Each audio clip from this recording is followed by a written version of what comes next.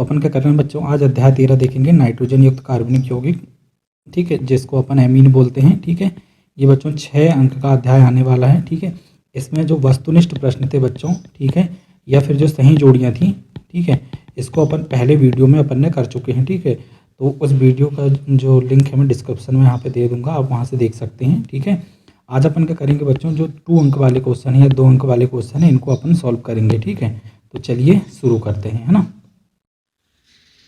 बच्चों। यहाँ पे पहला क्वेश्चन लेते हैं अपन, क्वेश्चन नंबर 1। यहाँ पे लिखा है कि जो मेथिल अमीन है, ठीक है, मेथिल अमीन मतलब CH3NH2, ठीक है, ये है अमोनिया की तुलना में प्रबल क्षार की है। मतलब यहाँ पे यदि NH3 और इसकी तुलना करें तो इसकी क्षारकता कैसी होती है, मेथिल अमीन की ज़्यादा होती है। क्यों, इसका अपने को कारण समझना है ना। तो देखो इसका छोटा सा आंसर है, क्योंकि 2 मार्क्स के क्वेश्चन है ये, है ना। इनकी जो क्षारकता का क्रम कुछ इस प्रकार है।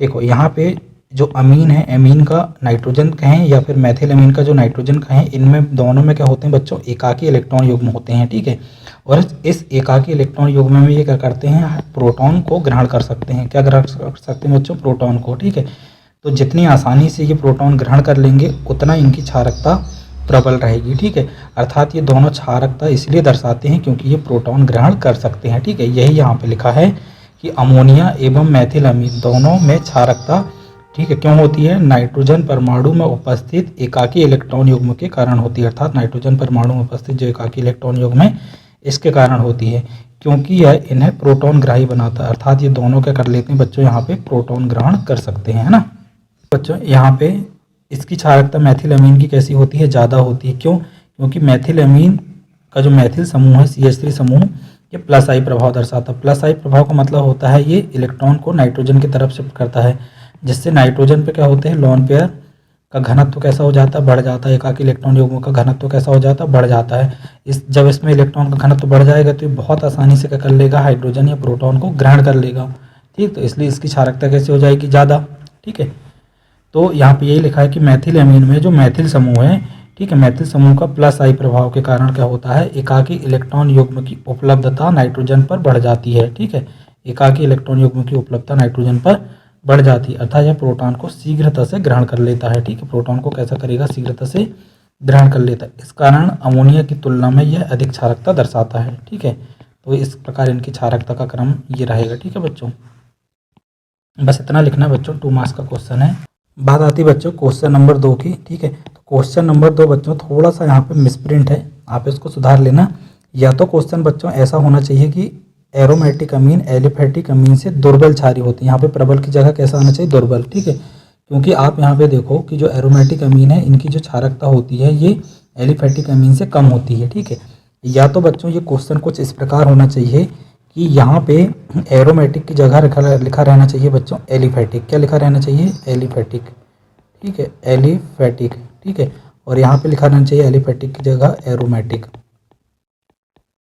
तब क्वेश्चन सही हो जाएगा कि एलिफेटिक अमीन, ठीक है, एरोमेटिक अमीन से प्रबल क्षारीय होते हैं। क्यों, ठीक है, क्योंकि एलिफेटिक वाले ज़्यादा प्रबल होते हैं। ठीक है, अब इसका आंसर देखते हैं अपन यहाँ पे। ठीक है, तो देखो आंसर, एलिफेटिक अमीन, ठीक है, एरोमेटिक अमीन की तुलना में प्रबल क्षारकीय होता है। ठीक है, क्यों, क्योंकि जो एलिफेटिक अमीन है, एलिफेटिक अमीन में एल्किल समूह, ठीक है, यहाँ पे जो एल्किल समूह है ये प्लस आई प्रभाव दर्शाता है। ठीक है, प्लस आई प्रभाव के कारण नाइट्रोजन पर इलेक्ट्रॉन घनत्व बढ़ जाता है। अपन ने अभी देखे कि ये प्लस आई प्रभाव लगाएगा तो यहाँ पे नाइट्रोजन पर इलेक्ट्रॉन घनत्व कैसे हो जाएगा, बढ़ जाएगा। ठीक है, अर्थात यह शीघ्रता से प्रोटॉन ग्रहण कर लेता है। जब यहाँ पे इलेक्ट्रॉन घनत्व बढ़ जाएगा तो यह शीघ्रता से इस प्रोटॉन को क्या कर लेगा, ग्रहण कर लेगा ना। देखो बच्चों एरोमेटिक अमीन की बात करें तो एरोमेटिक अमीन में बच्चों क्या होता है, जो एरोमेटिक अमीन में जो नाइट्रोजन रहता है, ठीक है, इस प्रकार यहाँ पे हम एरोमेटिक अमीन की बात करें तो एरोमेटिक अमीन में जो नाइट्रोजन है, ये नाइट्रोजन के जो लोन पेयर रहते हैं ये रिंग के साथ पूरे घूमते रहते हैं, विस्थानीकृत होते रहते हैं। इसकी संरचना अपन अभी समझेंगे, ये बनी हुई है। ठीक है, तो विस्थानीकृत होते रहते हैं, इसलिए यहाँ पे जो लोन पेयर हैं वो यहाँ पर रहते ही नहीं है। ठीक है, पूरे रिंग की तरफ शिफ्ट हो जाते हैं। जब यहाँ पे लोन पेयर रहेंगे ही नहीं, ठीक है, तो ये प्रोटॉन को कैसे ग्रहण करेंगे, और जब ये प्रोटॉन को ग्रहण नहीं करेंगे तो ये क्षारकता कैसे दर्शाएंगे, ठीक है, ये दुर्बल क्षारीय हो जाएंगे। ठीक है, तो यहाँ पे लिखना बच्चों कि जबकि एरोमेटिक अमीन में नाइट्रोजन पर उपस्थित इलेक्ट्रॉन युग्म, ठीक है, नाइट्रोजन पर उपस्थित इलेक्ट्रॉन युग्म बेंजीन पर संयुग्मन के कारण विस्थानीकृत रहते हैं। ठीक है, अतः प्रोटॉन ग्रहण करने के लिए उपलब्ध नहीं रहते। ठीक है, इस कारण ये दुर्बल क्षारकीय होते हैं। ठीक है, तो देखो यहाँ पे जो नाइट्रोजन है NH2, इसमें के उपस्थित जो एकाकी इलेक्ट्रॉन युग्म है ये क्या होते हैं, रिंग की तरफ शिफ्ट होते हैं, तो यहाँ पे डबल बंध बन जाता है। ठीक है, फिर यहाँ के इलेक्ट्रॉन इस प्रकार शिफ्ट होते हैं तो यहाँ पे माइनस चार्ज आता है। ठीक है, फिर ये माइनस चार्ज क्या करेगा, यहाँ पे बंध बना देगा, तो यहाँ का ये बंध यहाँ पे शिफ्ट होगा तो यहाँ पे माइनस चार्ज आ जाएगा। ठीक है, फिर इस प्रकार यहाँ पे ये बंध बनेगा। ठीक है, तो यहाँ का बंध यहाँ पे शिफ्ट होगा तो यहाँ पे माइनस चार्ज आएगा और फाइनली क्या हो जाएगा, यहाँ पे इसका इलेक्ट्रॉन पुनः मिल जाएगा। ठीक है, तो बच्चे ये पांचों जो संरचना है इसको ना बना के आप ये बना सकते हो। ठीक है, ये मेन संरचना है। क्या बना सकते हो आप यहाँ पे, सिर्फ ये वाली संरचना आप क्या कर सकते हो, यहाँ पे बना सकते हो। ठीक है, जहाँ पे अपने को ये दर्शाया गया है कि नाइट्रोजन पर एकाकी इलेक्ट्रॉन युग्म उपस्थित है ही नहीं, यहाँ पे धन आवेश आ गया है। ठीक है, और यहाँ पे क्या आ गया है, डबल बंध। ठीक है, इस कारण क्या होते हैं, यहाँ पे आर्थो एवं पैरा पोजीशन पे इलेक्ट्रॉन का घनत्व तो बढ़ गया है। ठीक है, जब नाइट्रोजन पे धन आवेश है तो ये प्रोटॉन प्लस को आकर्षित ही क्यों करेगा। ठीक है, तो ये पांचों संरचना ना बना के सिर्फ आप एक संरचना बना सकते हो, क्योंकि 2 मार्क्स का क्वेश्चन यहाँ पे आने वाला है। अगला बच्चों क्वेश्चन नंबर 3, यहाँ पे पूछा गया है कि बेंजीन, ठीक है, ये जो बेंजीन है ये एनिलीन में परिवर्तित, मतलब यहाँ पे एनिलीन में परिवर्तन का रासायनिक समीकरण बस लिखना है अपने को। ठीक है, देखो बच्चों सबसे पहले अपन यहाँ पे जो बेंजीन लेते हैं, बेंजीन में क्या करते हैं अपन, यहाँ पे नाइट्रेशन या नाइट्रीकरण कर देते हैं। क्या कर देते हैं, नाइट्रीकरण। नाइट्रीकरण कैसे होता है बच्चों, अपन सांद्र H2SO4 और सांद्र HNO3 लेते हैं। ठीक है, तो इन दोनों की उपस्थिति में क्या बनता है बच्चों, नाइट्रोनियम आयन। ठीक है, और नाइट्रोनियम आयन क्या हो जाता है, इस बेंजीन रिंग में जुड़ जाता है, तो क्या बन जाएगा बच्चों, यहाँ पे नाइट्रोबेंजीन। अब नाइट्रोबेंजीन का क्या करेंगे अपन, टेन और HCl की उपस्थिति में क्रिया करेंगे। यहाँ पे टेन इस क्लोरीन के साथ जुड़ता है और हाइड्रोजन मुक्त होते हैं। ठीक है, और ये हाइड्रोजन क्या करते हैं, इस ऑक्सीजन के साथ मिलकर H2O बना के बाहर हो जाते हैं और फाइनली हाइड्रोजन यहाँ पे जुड़ जाते हैं। ठीक है, तो हाइड्रोजन जब यहाँ पे जुड़ जाएंगे तो क्या बन जाएगा बच्चों, ये एनिलीन। ठीक है, तो आप यहाँ पे -H2O लिख सकते हो, है ना। और तो इस प्रकार बच्चों हम क्या कर सकते हैं, यहाँ पे बेंजीन से एनिलीन प्राप्त कर लेते हैं ना।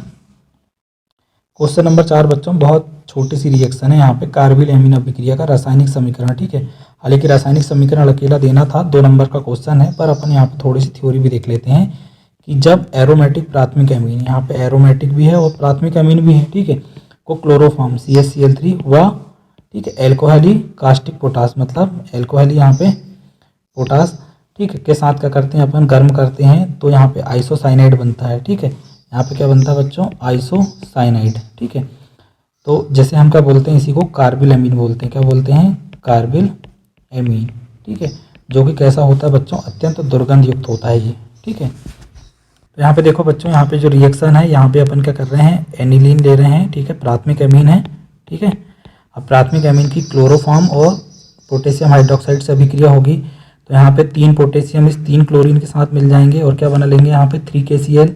ठीक है, और यहाँ पे 3 जो OH हैं, ठीक है, इसके 1 हाइड्रोजन और इसके 2 हाइड्रोजन, इस प्रकार 3 H2O भी बन जाएंगे। ठीक है, और फाइनली यहाँ पे जो बचा हुआ कार्बन है, ठीक है, इस नाइट्रोजन के साथ जुड़ जाएगा और क्या बना लेगा यहाँ पे NC। ठीक है, जिसको अपन बोलते हैं क्या बच्चों, कार्बिल एमीन। ठीक है, जिसकी अत्यंत दुर्गंध युक्त होता है और इसको अपन बोलते हैं आइसोसाइनाइड। तो बच्चों यहाँ पे अपन ने 2 अंक वाले यहाँ पे चारों क्वेश्चन कवर कर लिए हैं। ठीक है, तो इससे जो बच्चों सबसे ज़्यादा नंबर का जो आने वाला है वो आने वाला है वस्तुनिष्ठ से, ठीक है, और सही जोड़ी से। ठीक है, जो कि अपन ने जो प्रथम वीडियो अपन ने की है जिसमें सारी वस्तुनिष्ठ और सही जोड़ियाँ की हैं। ठीक है, आप वहाँ पे जाके इनको देख सकते हैं, बहुत अच्छे से उनको करा दिया गया है। ठीक है, तो ये बहुत IMP टॉपिक है जो आपके पूरे के पूरे 6 नंबर कवर करा सकता है, क्योंकि सारे क्वेश्चन भी छोटे हैं और वस्तुनिष्ठ और सही जोड़ियाँ भी बहुत सरल और आसान हैं। ठीक है, इसलिए यहाँ पे 6 मार्क आपके कन्फर्म होंगे, है ना।